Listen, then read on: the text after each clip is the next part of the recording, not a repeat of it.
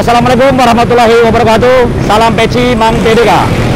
Kami dari Satlantas Polrestabes Palembang menghimbau kepada seluruh masyarakat Kota Palembang, baik pengendara kendaraan roda 2, roda 4 yang akan melintas di seputaran LRT atau stasiun LRT Putih Kayu yang dari arah Tanjung Siapi-Api akan menuju ke Pasar Kilometer 5, yaitu berada di antara persimpangan Jalan Naskah dan juga Jalan Sukarela.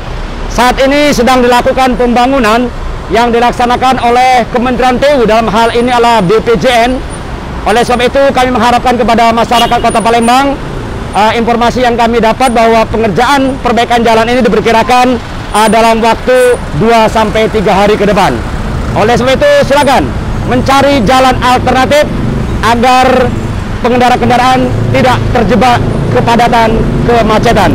Demikianlah informasi kami, dan mari kita tetap untuk memperhatikan keamanan, keselamatan kita, konsentrasi, jaga jarak, stop pelanggaran, stop kecelakaan, keselamatan untuk kemanusiaan.